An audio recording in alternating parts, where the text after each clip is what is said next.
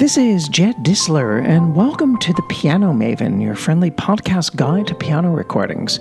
Please consider taking a paid subscription out for The Piano Maven, and you can do so by going to the link to my Substack page, which I've included in our episode comments. And paid subscribers get free downloads at the beginning of every month, plus invitations to Zoom meetings, and we're going to be having very soon previews of what future episodes will hold. And I know that you're going to want to learn all about that, so paid subscribers will be in the know, so to speak. Anyway, please consider a subscription because this will keep us alive and afloat through the rest of the year. The great jazz pianist Oscar Peterson, who lived from 1925 until 2007, would have turned 100 years old in August of 2025, and there have been all kinds of celebrations of this milestone throughout the jazz world. There have been concerts and recordings and all kinds of events. When Oscar Peterson was a teenager, he confessed to his father that he wanted to drop out of high school to become a jazz pianist. At first, his father said no, but if Oscar intended to drop out in order to become the world's greatest jazz pianist, then that was a whole different story, and Oscar had his father's blessing if that was going to be the case. And many do think, and justifiably so, that Oscar Peterson was the greatest living jazz pianist of his time.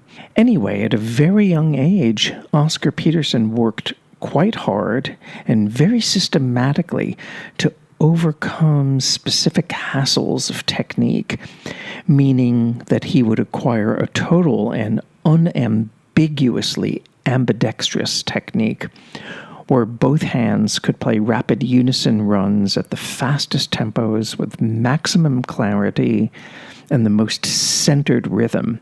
Although Oscar Peterson was profoundly influenced by the virtuosity and extraordinary harmonic imagination of Art Tatum, Peterson was more of a linear player and much more of an ensemble player as well.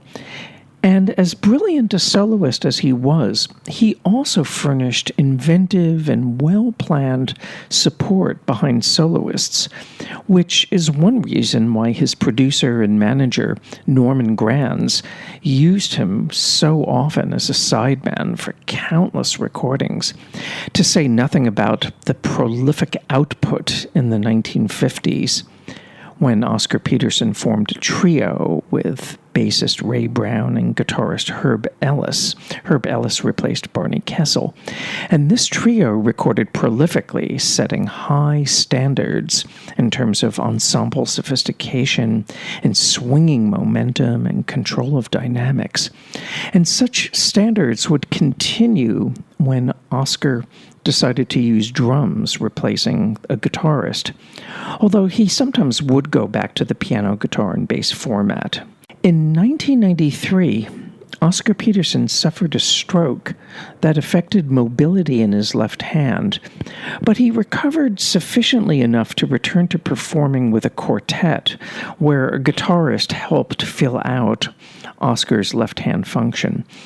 Oscar Peterson gave his last performance in 2006, and he passed away in December of 2007 at the age of 82.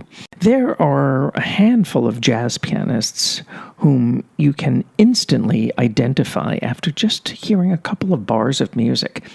And I think Oscar Peterson certainly is one of these, not just because of the clean technique and sheer speed of his lines and his left hand, but also because of the precision of his articulation and, as I said before, his centered rhythm.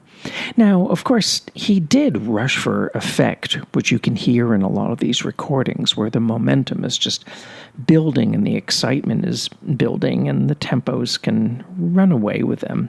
But at the same time, you also get some of the most sensitive ballad playing from any jazz pianist, where Oscar Peterson's touch and his timing and his own harmonic imagination all come to the forefront.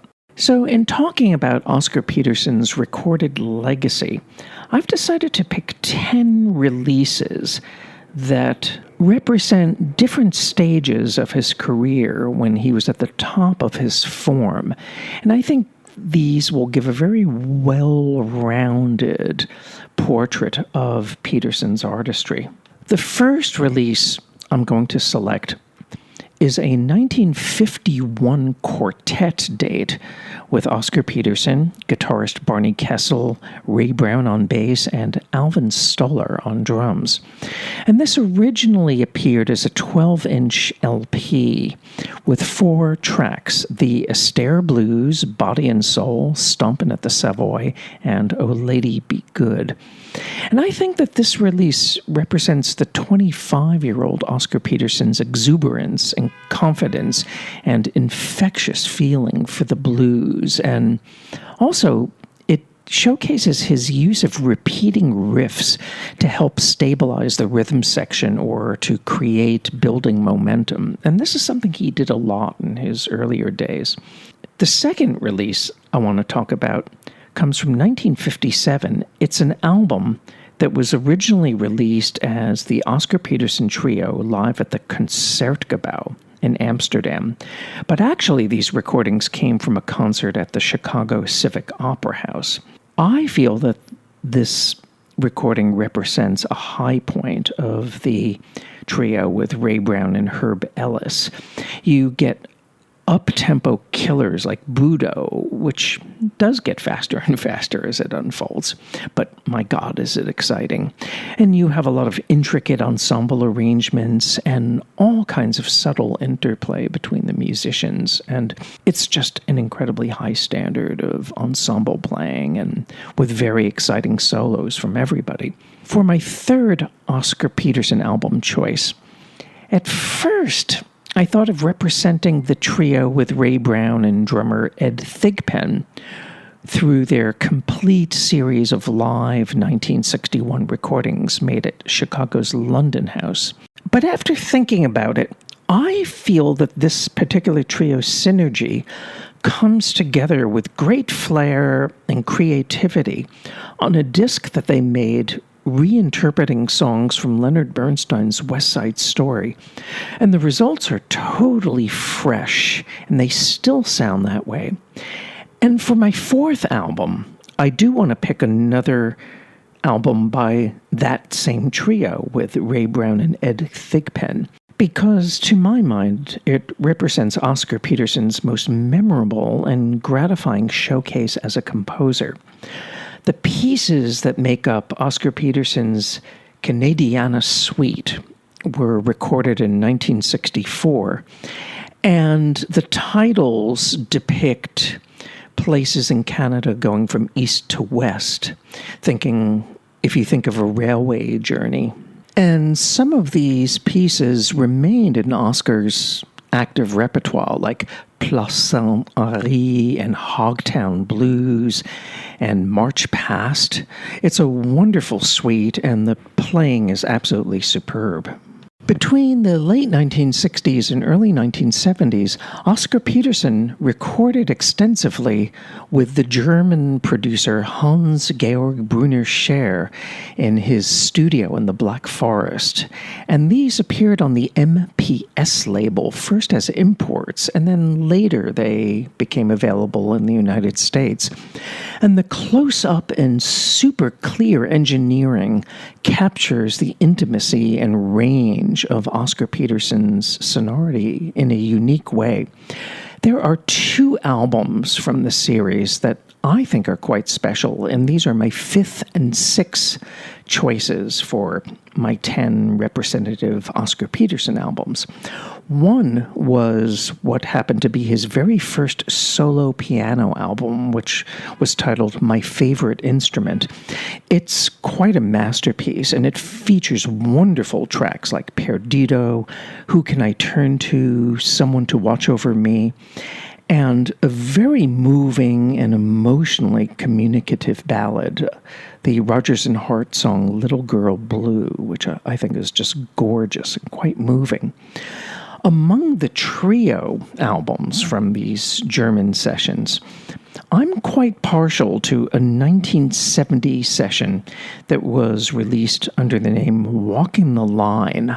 And it features a trio with George Mraz on bass and the drummer Ray Price. Oscar Peterson is at the absolute pinnacle of his form on this recording. Even by his high standards, the playing is extraordinary, and his combination of virtuosity and inspiration just beggars belief. Just listen to his treatment of Michel Legrand's song, The Windmills of Your Mind, which he takes at a super fast tempo, yet it never derails, it never loses control. And it's a very elaborate arrangement, and there are restless modulations from one key to the next, and clearly nothing phases Oscar Peterson, but his ballad playing on this disc is extraordinary too. The unaccompanied introduction that he does for I Didn't Know What Time It Was is just one of the most beautiful things that he ever did. When Norman Granz got back into the recording business in 1972, after a hiatus for about 10 or more years, he formed a label called Pablo Records, named after his favorite artist, Picasso, of course. And he brought Oscar Peterson along with him for a wide variety of recording projects that took place from 1972 up through the late 1980s. My 7th and 8th and 9th choices for Oscar Peterson albums all come from the Pablo catalog, and maybe these choices will surprise you, or maybe they won't. Between 1974 and 1975, Oscar Peterson recorded 5 albums of duets with trumpet players, each album with a different player. And the trumpeters were Clark Terry, Harry Edison, Roy Eldridge, John Faddis, and Dizzy Gillespie. And in my opinion, the Dizzy Gillespie collaboration is the most adventurous and spontaneous and rewarding of these 5 albums. And you hear both Oscar and Dizzy spurring each other on and taking chances and totally being in the moment. And even at one point, Dizzy starts singing spontaneously.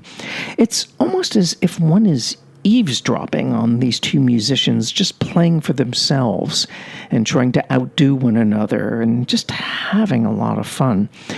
Also, it's worth saying that Dizzy Gillespie was one of the first American jazz musicians who took notice of Oscar Peterson when the pianist had yet to play outside of his native Canada. This was in the late 1940s. Oscar Peterson was present on numerous Norman Granz productions recorded live during the 1975 and 1977 Montreux Jazz Festivals. And the one release from this series that I want to put on this list, my 8th choice of my 10 Oscar Peterson albums, is a little unusual. It's a disc called Oscar Peterson and the Bassists, where both Ray Brown and Niels Henning Orsted Peterson alternate back and forth playing their respective basses, and sometimes they play together with Oscar. And not only is it interesting to compare and contrast these two amazing bassists and their very different styles of soloing and accompanying, but Oscar Peterson himself is on quite inspired form, and of all the up-tempo versions he recorded in the 70s of Sweet Georgia Brown during his Pablo years, I think this one might be the best, especially at the moment when Oscar breaks out into some wild, really over-the-top stride piano playing. And there is a video of this album. And when you see Oscar going into stride, you see the two bassists looking at each other and smiling and thinking, oh my God, what is Oscar doing now? It's just really wonderful. So you can get this album on video as well as on audio only, of course. For the 9th release on my Oscar Peterson list, this is also from the Pablo catalog. It's an unusual yet quite compelling and very effective example of Oscar Peterson as an ensemble player. And this is the first, and I think the best, of several recorded duo piano encounters between Oscar Peterson and Count Basie. And you have Ray Brown on bass, Louis Bellson on drums, and Freddie Green on guitar, who was Count Basie's long-standing rhythm section mate. And what's so interesting is that Basie is basically a minimalist, while Oscar Peterson, of course, is a maximalist. Yet Peterson strikes a perfect balance between holding back when supporting Basie's aphoristic phrases and then coming back with a few virtuoso flourishes. But also, Basie himself rises to the occasion with some brilliant hints of the kind of stride piano that he used to do when he was much younger. And as different as Oscar Peterson and Count Basie are pianistically, they share a strong rhythmic core, and they generate palpable tension as much through implication as from what they play. And I think that their interaction is really quite special and unique, and it just works wonderfully well. So for my 10th and last Oscar Peterson album choice, for the best in late period Oscar Peterson, the classical Telarc label began to expand into jazz when they recorded Oscar Peterson over 3 nights in March 1990 at New York's Blue Note Club, preserving an engagement where his original trio with Ray Brown and Herb Ellis reunited, adding drummer Bobby Durham to the mix. And what I love about these live recordings, besides their exceptional sonic quality, is that at this point in their careers, none of these musicians had anything to prove. So instead of the ambitious and tightly knit arrangements from their peak 1950s years when the trio was playing all the time, here the music making is more informal and playful, yet it's totally informed by great authority and years of experience and being familiar with one another on the bandstand. And having seen Oscar Peterson in person at the Blue Note during this period, I can attest firsthand that Oscar was having as much fun playing as the audience members were listening to him. It was really all about the music, and definitely the audience was clearly enjoying it, up until they started passing out the checks. And then when you saw that hefty bill and that ridiculously expensive cover charge, that was a reality check there. But, look, this was the jazz piano equivalent of getting Vladimir Horowitz tickets. You just had to accept that you would pay through the nose. But fortunately, these Telarc CDs were a lot cheaper than going to the Blue Note, although maybe they're not so much cheaper now because they are out of print in their physical format and secondhand dealers are charging a lot of money. Anyway, these 10 releases, I think, offer a good representation of Oscar Peterson's remarkable career journey, as well as the ripening of his own artistry and the subtle stylistic evolution that one hears from year to year and from decade to decade in this remarkable and really consistent body of work. This is Jed Distler, and you've been listening to The Piano Maven, your friendly podcast guide to piano recordings. And I've posted links to many of these Oscar Peterson releases in the episode description, so you can definitely check them out and If you have never heard Oscar Peterson before, I envy you hearing him for the first time. I'll never forget when I heard him for the first time. It was actually on a film soundtrack. It was actually a soundtrack to an abstract cartoon. And I remember just how joyous and swinging and virtuosic and fun and exuberant the piano playing was. And when I found out that the name of the pianist was Oscar Peterson, that made me curious, and I've been a big fan since. Take care of yourself, and I look forward to being with you for the next episode of The Piano Maven.